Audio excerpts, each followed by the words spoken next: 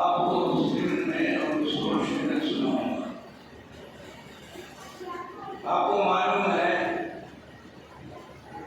کہ جب اس نے سجدے سے انکار کر دیا اور نرائن فرشتوں نے کہا کہ میں جبرائیل کو آدم علیہ السلام سے بہتر ہوں، میرا سجدے کرنے کا کوئی موقع نہیں ہے۔ اس پر اللہ تعالیٰ نے ناراض ہو کر فرمایا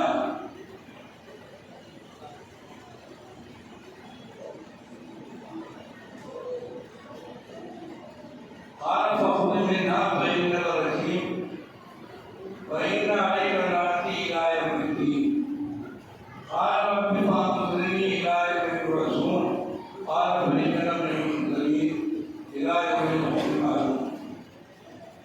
فرمایا تم یہاں سے نکل، باہر ہو، تو قابل لعنت ہے، ذلیل و خوار ہو کر یہاں سے نکل۔ تو جب اس کو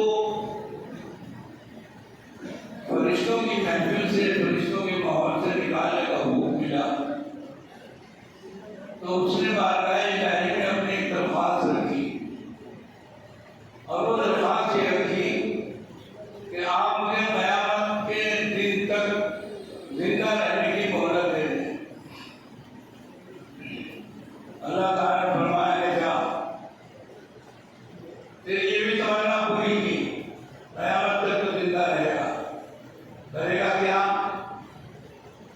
تو اس نے کہا کہ مجھے یہی کرنا ہے کہ میں صراط مستقیم سے تیرے بندوں کو روکنے کے لیے ہر چوراہے پر، ہر روڈ پر، ہر گلی، ہر کوچے میں بھی کھڑا ہوں گا، اور میرا جو عملہ ہے اس کی ڈیوٹی میں لگا کر کھڑا کروں گا، اور بلا تجد اکثرهم شاکرین، اے پروردگار میں تجھے دکھلا دوں گا تیرے بندوں کی بہت بڑی اکثریت تجھ سے دور رہے گی، ناشکری رہے گی، اور کروڑوں کی تعداد میں ایسے بنا دوں گا کہ تیرا ایک بھی شکر ادا کرنے والا نہیں ہوگا۔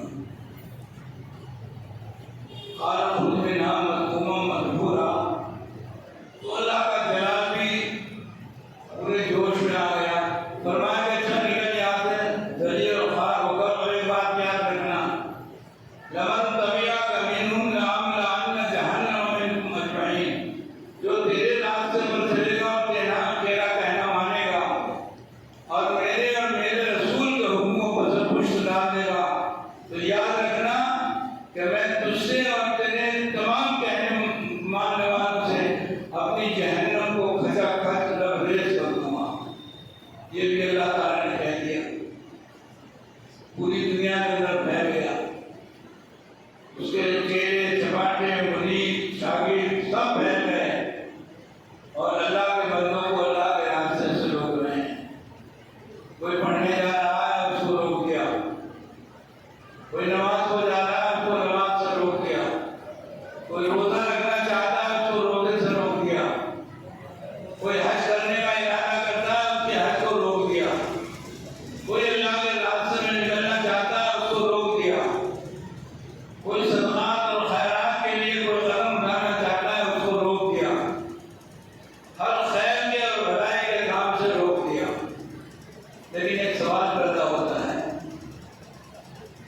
آخر شیطان کے حربوں میں وہ سب سے خطرناک اور سب سے بڑا کارنامہ گناہ کی لائن میں کون سا ہے کہ جس پر اس کو ابلیس کی طرف سے پوری وفاداری کا سرٹیفکیٹ ملتا ہے، ابلیس اس کو اپنے گلے سے لگاتا ہے اور اپنا محبوب ترین شاگرد ہونے کا اعلان کر دیتا ہے؟ وہ کون سا گناہ ہے جو وہ بندے سے کراتا ہے؟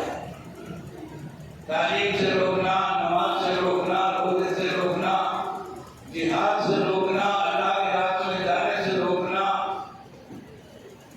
جتنے بھی خیر کے راستے ہیں ان میں سب سے زیادہ برائی کا وہ کون سا راستہ ہے کہ جس میں کامیابی حاصل کرنے کے بعد شیاطین کو خوشی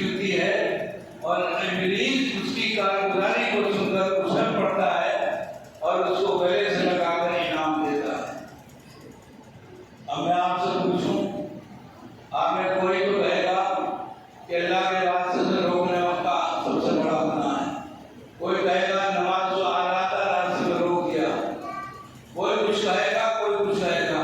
میں آپ کو آج وہ بات بتانے کے لیے کھڑا ہوا ہوں جس پر عام طریقے سے لوگوں کا ذہن نہیں جاتا ہے، اس کو آپ غور سے سن لیں۔ شیاطین کا سب سے کامیاب حربہ انسان کو گمراہ کر کے ابلیس کی نگاہ میں عزت حاصل کرنے کا یہ ہے کہ وہ کوشش کر کے کسی گھر میں میاں اور بیوی کے درمیان میں جھگڑا کھڑا کرتے ہیں۔ اس سے بدتر گناہ ہوئے زمین کے اوپر کوئی نہیں۔ سمجھ میں آ رہی ہے آپ نے؟ معمولی بات کے اوپر ناراضگی، لڑائی جھگڑا، اختلافات، وہ اس سے نہیں بولتا، وہ اس سے نہیں بولتی، اس کا دھیان اس کی طرف نہیں، اس کا دھیان اس کی طرف نہیں۔ یہ سب سے بڑا کامیاب حربہ ہے شیطان کا۔ نماز سے روک دیا، ایک آدمی کا نقصان، حج سے روک دیا، ایک بندے کا نقصان، اللہ کے راستے میں جانے سے روک دیا، ایک بندے کا نقصان، اور میاں بیوی میں اگر جھگڑا ہو گیا، پورے گھر کا نقصان، پورے خاندان کا نقصان۔ جتنے مرد عورت بچے تباہ و برباد صرف میاں بیوی کی ناراضگی کی ہے۔ اسی لیے نبی کریم صلی اللہ علیہ وسلم نے مردوں کو اس بات کی تاکید کی ہے کہ تمہاری ذمہ داری ہے کہ اپنے گھر کو اور اپنی بیوی کو سنبھال کر چلو۔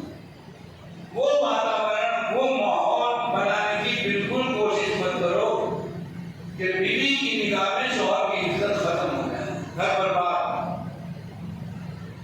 کھانا بھی پکائے گی، روٹی بھی پکائے گی، سالن بھی پکائے گی، چائے بھی دے گی، کپڑے بھی دھوئے گی، لیکن اگر اس کے دل کے اندر سے شوہر کی عزت اور اس کا احترام ختم ہو گیا، سمجھ لو کہ بربادی کی طرف یہ گھر جانا شروع ہو۔ ایک آدمی نے نبی کریم صلی اللہ علیہ وسلم سے اپنی بیوی کی شکایتیں کی کہ یا رسول اللہ، بہت غلط عورت سے شادی ہو گئی۔ فرمایا کیا بات ہے؟ رب نے یہ برائی، یہ برائی، یہ برائی، یہ برائی، پوری کتاب سنا دی۔ آپ خاموشی کے ساتھ سنتے رہے۔ جب اس کی کتاب پوری ہو گئی تو آپ نے فرمایا کہ اور کوئی برائی؟ میرے جی میں نے تو جو 300 350 برائی کی سب آپ کو بتا دی، اب میں کیا کروں؟ اس کو اس کی ماں کے یہاں بھیج دوں، اس کو طلاق دے دوں، اس کو جان سے مار دوں؟ اب میرے سامنے راستہ کیا ہے؟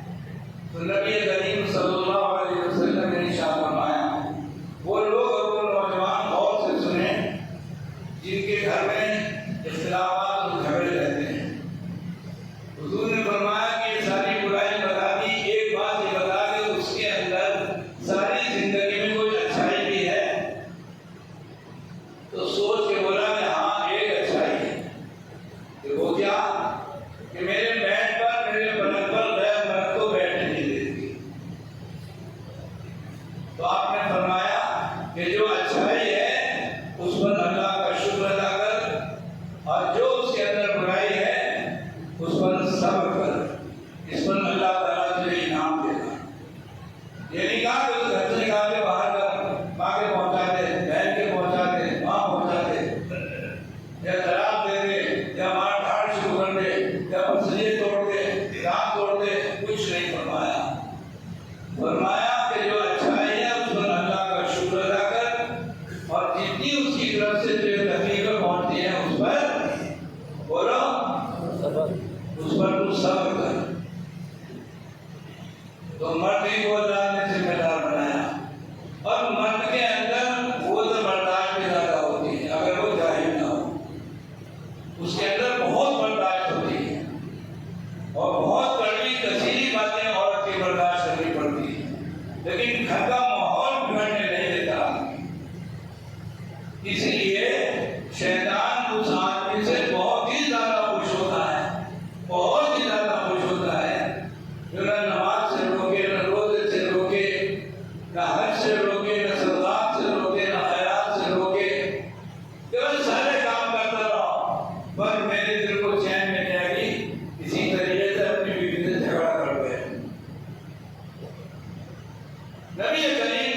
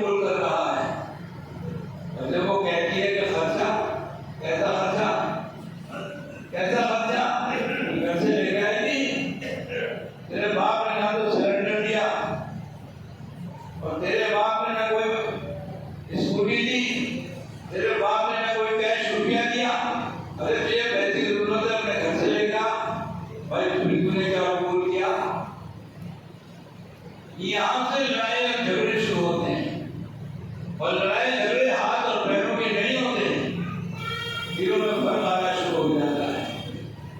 میں آپ سے بڑے محبت کے ساتھ اپنے نوجوانوں سے کہہ رہا ہوں، اپنے گھر کے ماحول کو خراب مت کرو، ہر حالت کے اندر بیوی کو خوش رکھو۔ اور بھائی کیا فرق پڑتا ہے؟ ایک آدمی نے ٹھیکہ لیا اور اس کا پیسہ آیا 1,00,000 روپیہ، اور اس نے آ کے اپنی بیگم سے کہا کہ لو 1,00,000 روپیہ رکھو، یہ تمہارا اور میرا ہے، اگر مجھے ضرورت پڑی تو لے لوں گا۔ تو اس کی اس ہاتھی عورت کی 36 کی نہیں 96 انچ چوڑی ہو جائے گی۔ واہ واہ واہ، میرے پاس اتنا روپیہ۔ اگلے دن شوہر نے کہا میں ایک ٹینڈر بھر رہا ہوں، 50,000 کی ضرورت ہے۔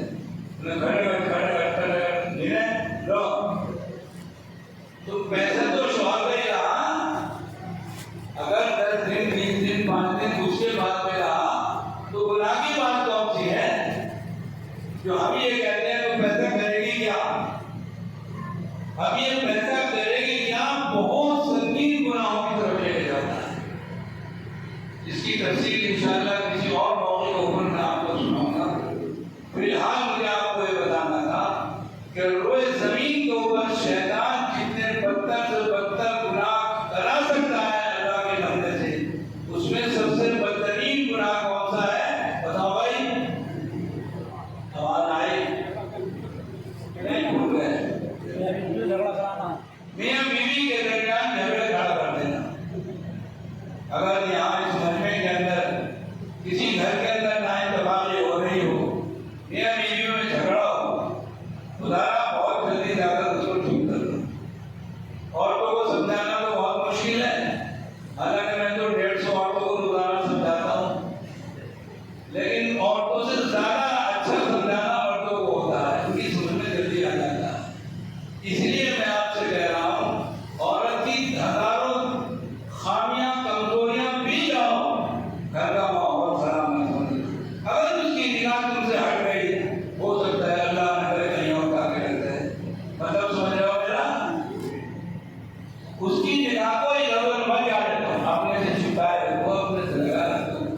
کبھی رسگلے لا کے کھلا دیا، کبھی اسے سموسہ لا کے کھلا دیا، کبھی اسے کچھ اور چیز پپیتا لا